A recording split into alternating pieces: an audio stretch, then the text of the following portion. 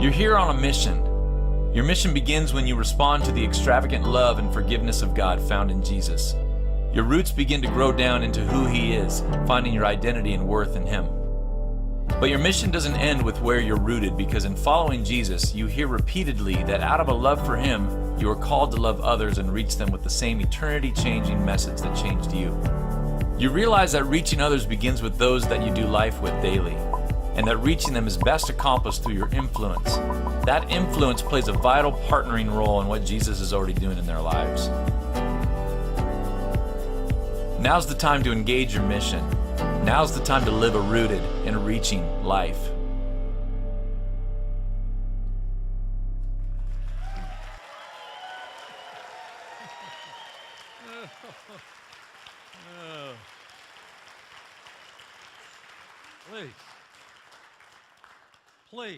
Please.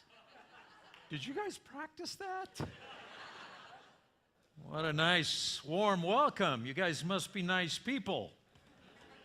That's why we love coming to Trinity. Cheryl and I are here again. We haven't been in a service with you, one of your regular services on a weekend before, but we've been a part of some other things and have enjoyed getting to know so many of you. We've enjoyed that very much. Cheryl and I have been married 3,700 years, and we have had a blast. We're in a good season now. We're grandparents. How many grandparents are in the house? I had a conversation with our youngest daughter not long ago. She lives in San Diego. She's the children's minister at First Baptist San Diego, and she said, "You know, Dad, us kids don't remember you loving us as much as you love our children." I said, "We didn't." I'm not sure what your point is, sweetheart. We've also been, as you know, Todd is very gracious in what he said earlier, but we've been at High Desert Church for 34 years, give or take a decade, and it's been a wonderful, wonderful run. You know, we went up there when it was a rather small church, and we thought we might be in and out of there pretty quickly because we really don't like the desert. And the Lord said to me, "Tom, have you heard of Moses?" And we said, "You're going to die in the desert like Moses did." So if you have your Bibles, turn to Mark chapter 4. We've had a blast the last couple of days talking to many of you about a principle we call the Oikos Principle. It's become one of the standards that we bear now as we teach the Word of God and train pastors and church leaders all over the place. The Oikos Principle is a big part of what we train in regard to church leadership. And so we're going to elevate that principle again today, and I'd like to show you one of my favorite sequences in the New Testament, one of my favorite seasons of Christ's ministry that has become so important. Very exciting sequence. Mark chapters 4, 5, 6, 7, and 8. We're not going to look at all of those chapters in much detail. You're probably thinking, we're going to be here a while. If he's going to look at that much of a grand scope of the Bible, we'll only look at particular sections of each of those chapters. So when we get to chapter 4 of the Gospel of Mark, it's early in Jesus' ministry, and he's been teaching in his home region. Galilee is where he and many of the disciples were from.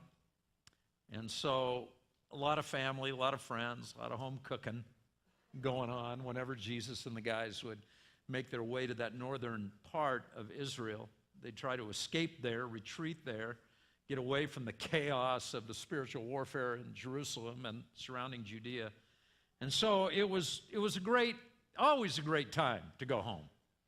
And things are going very well on this particular day. It's a beautiful day, I'm sure. I've been to, I'm not sure, I would imagine. I've been to Galilee, been to this particular location where so much of Jesus' teaching occurred. And so in my mind's eye, I can just visualize what a lovely day by the lake. Just listening to Jesus teach the profound truth that only he could communicate with such joy and in such a casual way. And on this day, he was rolling through some of the parables that we've come to appreciate. You've heard the parable of the sower and the seed? Raise your hand. Okay, well, he taught that today.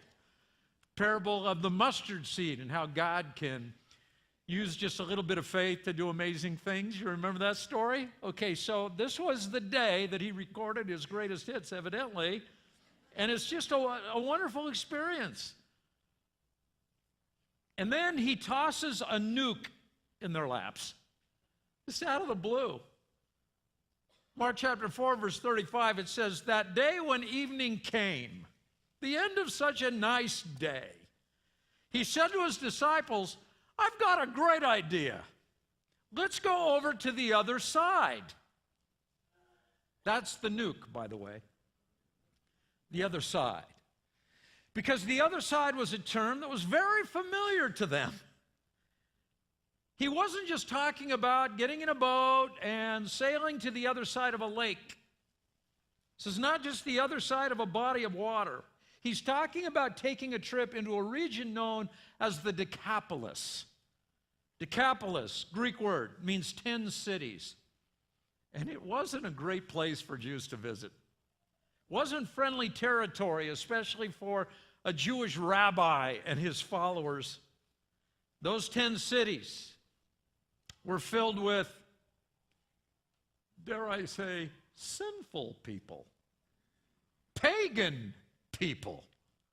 This wasn't just the other side of the lake or the other side of what we might use the term in our vernacular, the other side of the tracks, if you will. This was absolutely the wrong side of life. In fact, you look back in Joshua chapter 3, you see the foundation for why it became such a difficult region. Joshua 3, verse 10, God is going to give Israel the promised land, this land flowing with milk and honey, but before they moved in, there were a number of people who already lived there that had to be moved out. This is how you will know that the living God is among you, that he will certainly drive out before you the Canaanites, the Hittites, the Hivites, the Perizzites, the Girgashites, the Amorites, and the Jebusites. There's just a whole lot of ites that were living in the promised land, and they had to go somewhere, and you know where they settled? In the Decapolis. That's where those 7 nations of Canaan settled down when God moved them out of the promised land. That's what God said he would do. He said he would prove his love for Israel by vacating the land on their behalf. So, this is where the sinners live, bro.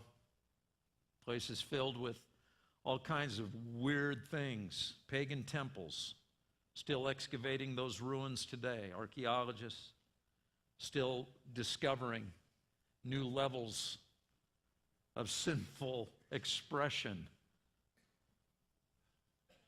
Worship services in those temples combined vile sexuality, extreme violence. You would walk into one of those gatherings and it would take you like a half a second to figure out, we don't belong here. That's why the guys never went to the other side of the lake. They didn't belong there. It was also a center for Roman power. In fact, if I were to ask you, many of you know the answer to this question, if I were to ask you what was the most unclean animal in Israel, you'd start to snort the answer. It's a pig. But over on the other side, the pig was actually a symbol of power. There was a legion of Roman soldiers stationed there. They had a logo for their legion. It was the head of a pig, the head of a boar. And so one day, Jesus just having the time of his life with the guys. And then he just casually says, I just got a feeling we should go to the other side. It's almost like he forgot who lived there. So we pick up the action in chapter 5, verse 1. Jesus and the disciples go land in the Decapolis. Now remember, he's drawing big crowds on his home court, right? Over on the right side of the lake, large enthusiastic crowds are coming out to hear him. The boat pulls up on the shoreline on the other side, and the welcoming committee comes out, and it's one dude. And he is a whack job, man. This guy is like, he's out of his mind, possessed by a cluster of demons. It's the entire welcoming committee. But nobody would be shocked at that.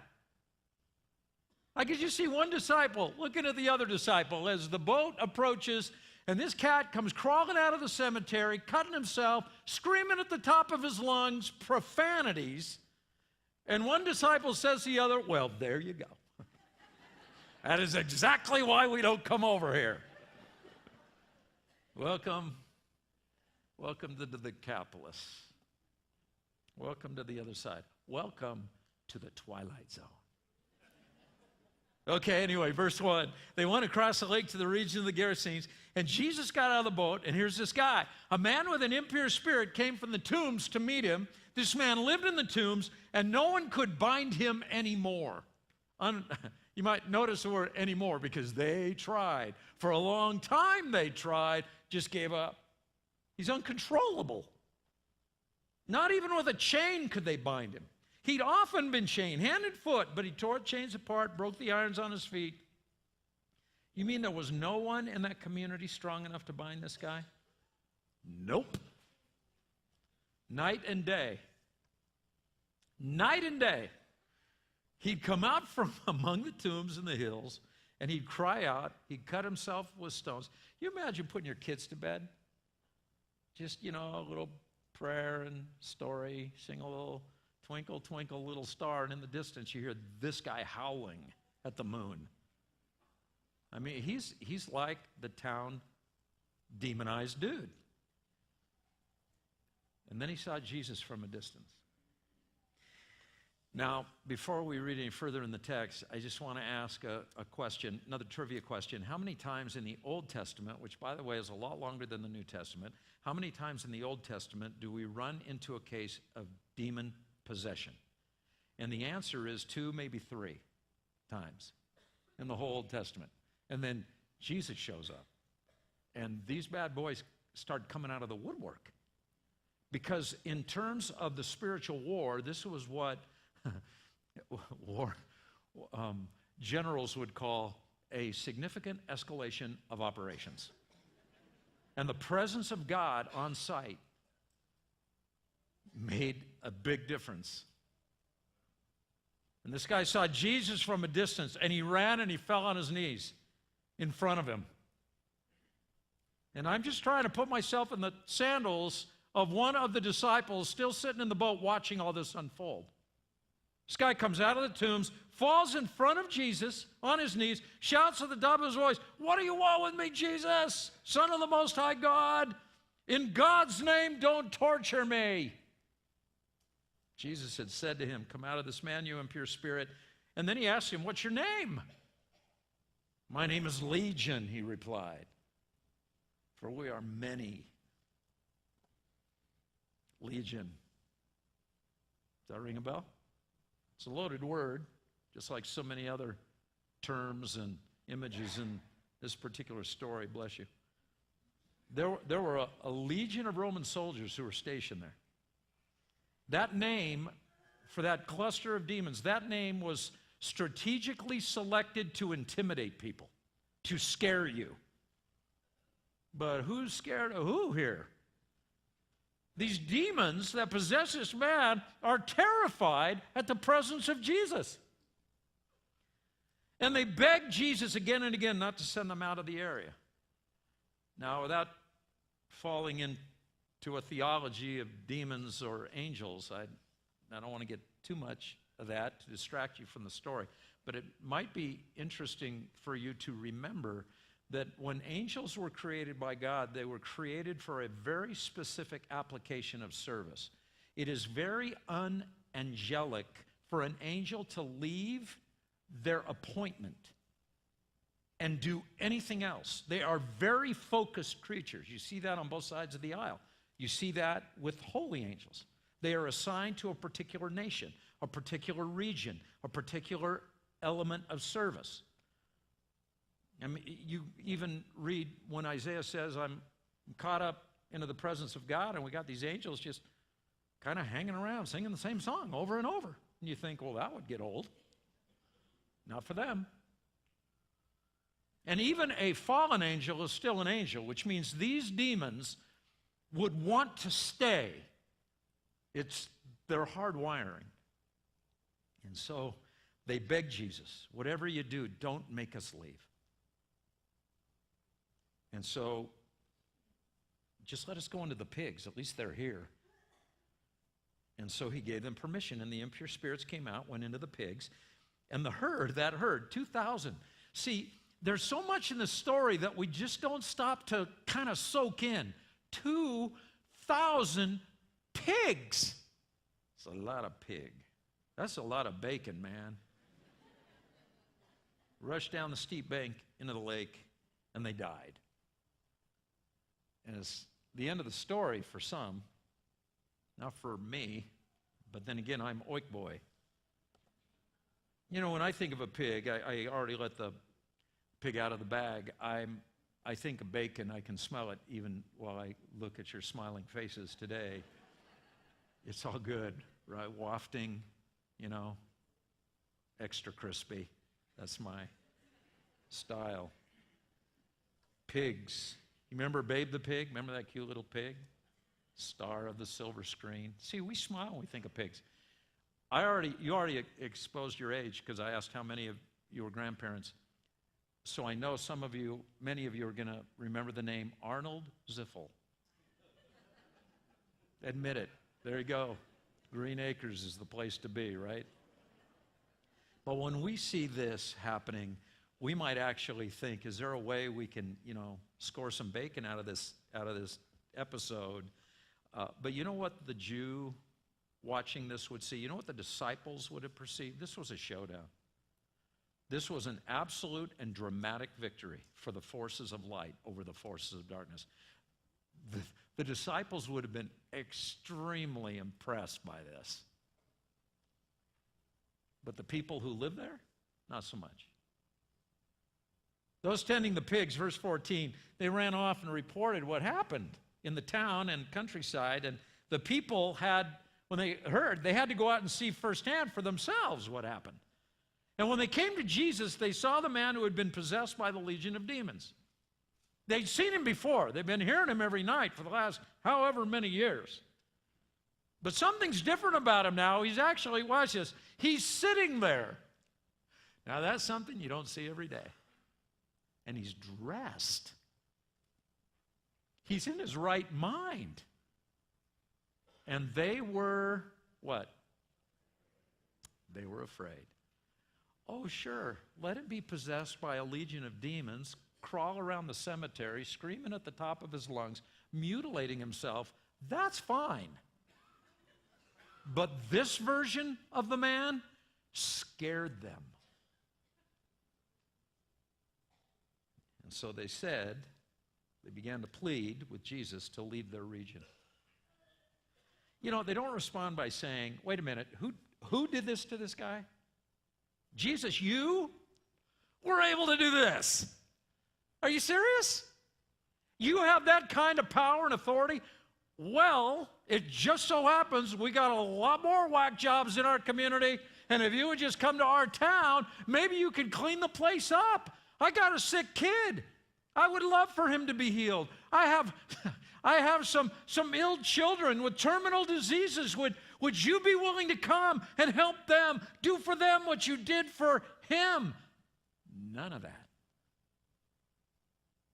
They took one look at that guy and said, Jesus, just go. And so Jesus, always a gracious guest, he starts climbing in the boat, ready to leave. And as Jesus was getting into the boat, the man who had been demon-possessed begged to go with him. Jesus, please take me with you. There's room in the boat. I got nothing here. You know I got nothing here. I mean, these people, They don't want to have anything to do with you. And when you think about it, Jesus, we could make a pretty good team. We could sell out every tabernacle. We might even be able to rent the temple.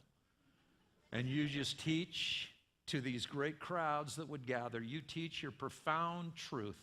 And then you just show me and what you did in my life. Let me be an example of your power. I'll give my testimony. We will knock this thing out of the park.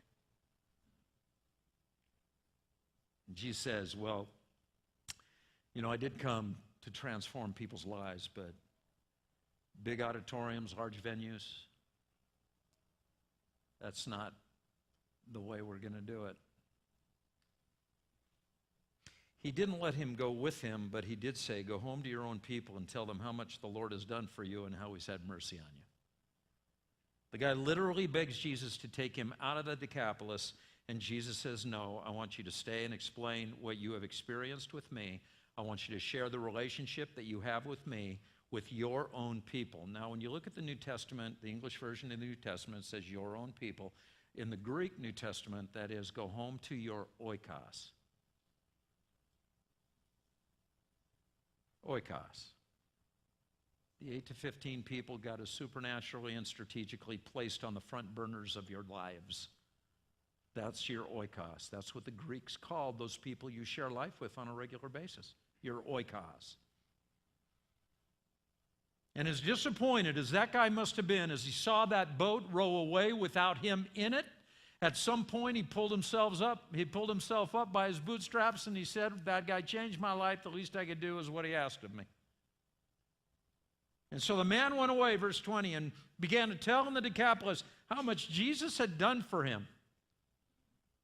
And all the people were what? Amazed. Now just stop for a minute and remember that when they met Jesus, they were afraid. And when they heard this man's story, they were amazed. That's kind of weird. You would think it'd be the other way around. Okay, put that story aside for a moment. We're going to keep moving in the sequence. One chapter later, Mark chapter 6, there's a miraculous feeding. 5,000 men and their families. We call it the feeding of the 5,000. Actually, it's the only recorded miracle of Jesus that is given to us or explained to us by all four gospel writers, the feeding of the 5,000. And then, a couple of chapters after that, in Mark chapter 8, there's another miraculous feeding, this time only 4,000 men and their families. I don't know why that falls off the table. Nobody ever talks about the feeding of the 4,000. I guess we're just so enamored by larger numbers, we all know about the feeding of the 5,000. In Mark chapter 6, the feeding of the 5,000, you know where that happened? That happened on the right side of the lake. That happened on Israel's side of the lake. Feeding of the 4,000 in Mark chapter 8. You know where that took place? That took place on the wrong side of the lake. That took place on the Decapolis side of the lake. In fact, in Mark 6, when they're on their home court, the disciples are the ones who initiate the conversation with Jesus about the people who are in attendance that day being hungry. They were worried about the people who were gathered to hear Jesus. And when you stop and think about it, you would expect that because they were their people. They were their friends, family. They were their group, the ones that they felt comfortable with. Let's take a break, Jesus. Let these hungry people go and find something to eat because they're hungry. But in Mark chapter 8, storyline's different. You don't see the compassion of the disciples on the other side of the lake. During those days, in Mark chapter 8, verse 1, another large crowd gathered. They had nothing to eat. So Jesus called his disciples together. Jesus said, I got compassion for these people. They've already been here 3 days and have nothing to eat. If I send them home hungry, they'll collapse. Some of them come all the way from the high desert. They've come a long distance. And his disciples answered, but where in this remote place, Jesus, can we find anybody who's got enough bread to feed them? See, in chapter 8, Jesus had to initiate the conversation about the poor people that hadn't eaten. The disciples thought they could fend for themselves. Even after Jesus brings it up, the disciples push back and said, oh, don't worry about them. It's funny how attitudes are. It's also interesting how consistent Jesus is throughout both stories.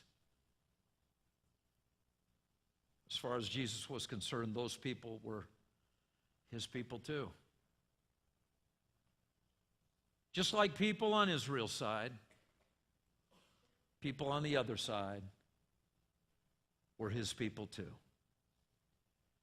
Jesus is saying to both sides of the lake, good news is here. God hasn't forgotten about the 12 tribes of Israel. I've come to save you, Israel. But I've got good news for the 7 nations of Canaan, because God hasn't forgotten about you either. For God so loved the world. I can take care of both sides. Came to save both sides. Doesn't matter. 12 tribes, 7 nations. I love them all. And here's something that's interesting. In Israel, where there were 12 tribes, 12 disciples, you know how many basketfuls were left over? 12. Go figure, right? And in the Decapolis, there were 7 nations representing the ones whom the Jews believed were not deserving of salvation. And you know how many basketfuls were left over? 7. Oh, and just one more thing. When Jesus went over to the Decapolis the first time, how many people were there to welcome him? 1 freak show. But when he went over to the Decapolis the second time, what happens? Well, we have to go to Gospel of Matthew, fill in the blanks here, Matthew chapter 15, verse 30. Jesus and the fellows come the second time, and it says, great crowds came to him. Great crowds. and they were bringing, look who they're bringing to Jesus. They're bringing the lame. They're bringing the blind. They're bringing the crippled. They're bringing the mute. And it just says many others. And everybody else they could think of. And they laid them at Jesus' feet. And he healed them.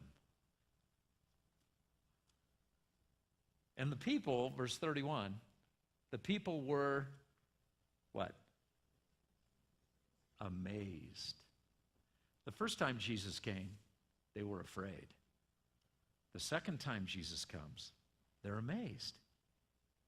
They were amazed when they saw the mute speaking. They were amazed when they saw their crippled friends made well. They were amazed when they saw their lame children walking. They were amazed when they saw the blind seeing. And they praised the God of Israel. Do not pass that. Do not just roll right over that without taking a step back and a deep breath and recognize here were people on the Decapolis now praising the God of Israel. I don't know how many sociologists would want to crack at this, try to figure out what happened. But I can tell you what happened. One guy happened. That's what happened. One guy who had a testimony of what the Lord had done for him and how the Lord had shown mercy to him. That's what happened. One guy who took the message of his relationship with Jesus to his oikos. That's what happened.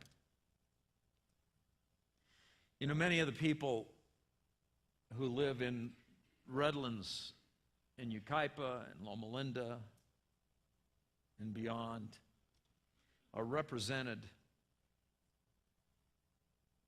by these people who live on the other side. And it's not that they're all possessed of demons. It's not that they're all so horrible, so evil. It's just that so many of them are so lost. And if Jesus himself could talk to them, they wouldn't listen. Jesus would scare them.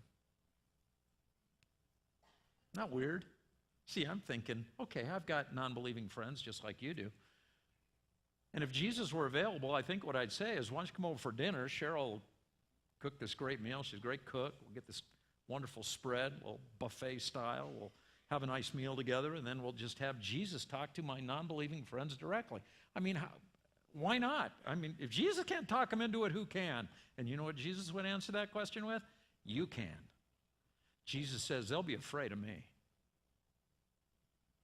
They'll be amazed by what I've done for you. You know what that is? That's the Oikos Principle. That's what that is. Yesterday, as we were sharing with those who came out for the little seminar, little Oikos Principle seminar, we talked about how conversions to Jesus generally require at least one important conversation. At some point, the gospel has to be presented and the gospel has to be heard and received. So there's got to be one conversation. There might be many more, but there has to be at least one. But the corollary to the Oikos Principle says this: no meaningful conversation has ever taken place without at least two people's permission. How many of you are married? Raise your hand. Okay, you already know this principle. If somebody you're speaking to doesn't want to speak to you, we don't call that a conversation. We call that a monologue. Jesus knows that. Permission must be granted for meaningful conversations to evolve. And because he hardwired us for relationship, he also knows that that kind of permission is most likely granted by people we already know. People like our immediate family, our parents, our siblings, people like our neighbors, people like the ones we work with, our coworkers that we've come to know over the years, people like our classmates, the one whom we've gone through junior high and high school with, people like friends that we have met in other contexts, other settings in the community. And the Greeks had a word for those 8 to 15 people that are on the front burner of your life right now, and the Greeks called that group Oikos. And virtually everyone who has come into the family of God, probably you, most certainly me, have come into the family of God primarily because of the influence of someone they've already known pretty well, who was on the front burner of their life, who either demonstrated faith or discussed faith, probably both, over a period of time. And for all believers from every generation, from every culture, from every Christian denomination, and like there are a ton of them, for the past 2,000 years of church history, dating all the way back to the founder of the Christian movement himself, and you know his name, Jesus. Over all of that time throughout the world, 95% of people who have come to faith in Jesus have come to faith in Jesus because of how God used someone in their Oikos network. 95% is a pretty impressive number. Let me ask you, if over the past 40 years, 95% of the most valuable players from every major sport, 95% of every MVP in every major professional sport, if they were born and raised in the city of Redlands, would anybody notice that? You better believe ESPN would be testing the water out here. What are you feeding these kids? Or if 95% of all cancer remission cases were patients of the same doctor, you think he'd have a hard time finding patients? Of course not. Or if 95% of all believers became believers through one ministry model, do you think people might want to sit up and say, what does that look like? In fact, you know, when you might be thinking 95%, that's a pretty big number. Statistically, it's an anomaly. You might be wondering where I get my research. I conduct my own research. And I'm going to conduct some research right now. How many of you would say Trinity? But the reason you're sitting here today, the reason you're a child of God is primarily because of the influence that someone in your Oikos had in your life. Somebody who either demonstrated faith to you, lived an example of Christianity or had conversations with you about the power of faith, the power of Jesus, the power of Christianity. You say, yeah, it was either my parents or it was my sibling, brothers, sisters, a classmate, a friend, a neighbor, a coworker. God used somebody to bring me into the kingdom of God, somebody who was in my Oikos network. Please raise your hand real high if you would say, yes, that's me. Okay, hold your hand up if it's up and look around the room. There you go. That's my research. You know, I've asked that same question of so many audiences around the world. In fact, it began decades ago when I asked the High Desert Church family, as small as it was at the time, that question, and I got the same answer. So I had a pastor who was a friend, and I said, can I come talk to your church? And I asked them the same question. And you know what? Wouldn't you know, I got the same answer. And now I have asked that question so many times on 5 continents, I don't know how many countries, being translated in different languages, meeting with groups with different ethnic makeup, different cultures, different denominational entities, different theological soapboxes, different.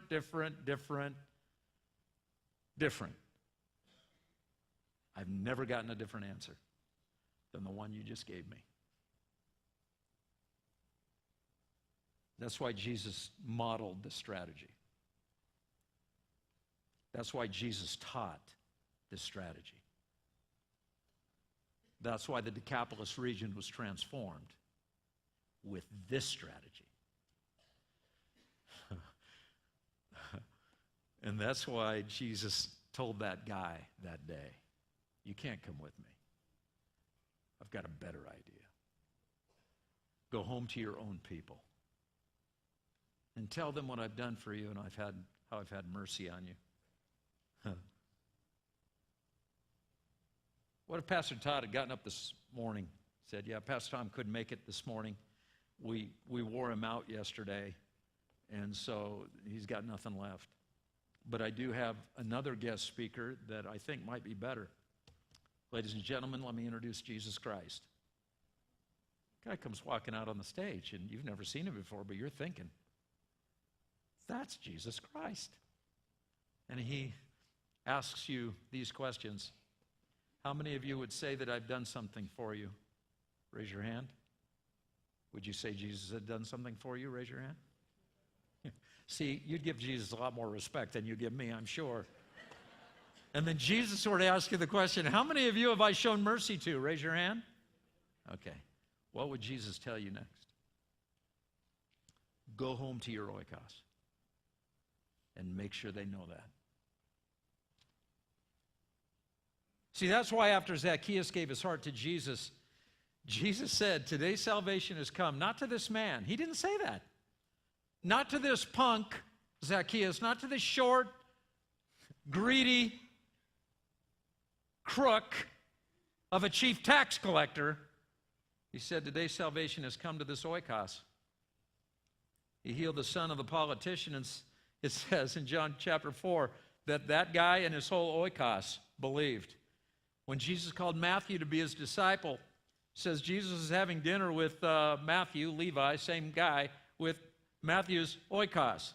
And there were many tax collectors and sinners in Matthew's oikos because Matthew is a Jewish tax collector. And if you're a Jew and you're collecting taxes for Rome, the only people in your oikos are other tax collectors and sinners. That's all you get. That's the choice you made. And there were many who followed Jesus. And when the angel told Cornelius that Peter would pay him a visit in Acts 11, he said, he's going to bring you a message, Cornelius, through which you and all of your oikos are going to be saved. And that's why the word oikos shows up over and over and over and over again in the New Testament in some form, not just the noun form, but as part of other compound Greek words. And the reason you see it so often is because if the people in your life are going to listen to anybody, there's a 95% chance it's going to be you.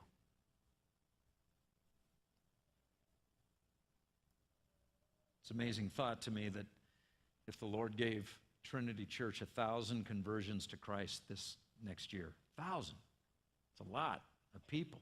double the size of your church in a year. I don't know what's going to happen. Maybe I don't have enough faith. Maybe it should be more. Maybe I'm just too pastoral and I'm thinking too grandiose about what God's Spirit may do. Maybe it'll be a few less. But if it were 1,000, I pick 1,000 because I can do the math on the fly. If it's 1,000, it's pretty amazing to think that 950 of them are going to come to faith, and it'll have virtually nothing to do directly with what takes place on this stage. It'll have to do with how you decide you're going to demonstrate your faith and how you're going to discuss your faith with people in your relational world. See, the number one reason, I shared this yesterday, and I'll be done. I'm almost done. The number one reason why people say they don't share their faith in Jesus with others, number one reason, I don't have an outgoing personality. You know, Jesus knows that, and he knew most of us would say that. We just don't feel confident to be that outgoing and that bold. To compensate for your lack of outgoing personality, Jesus gave you an incoming strategy. He has already platformed you on a stage.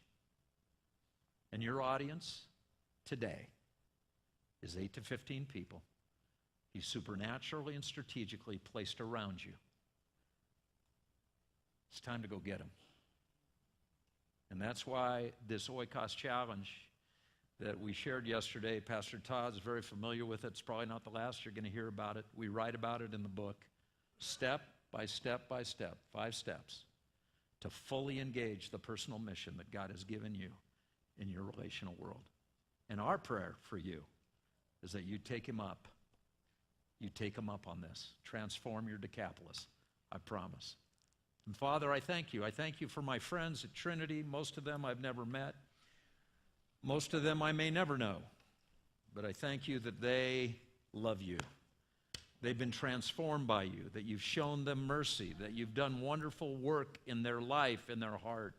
And my prayer for them is that they would take your marching orders and begin to take seriously the personal mission to their own people, that challenge, that commission, that great commission that you've given each one of us, that we would take that and start to move forward in just an amazing way.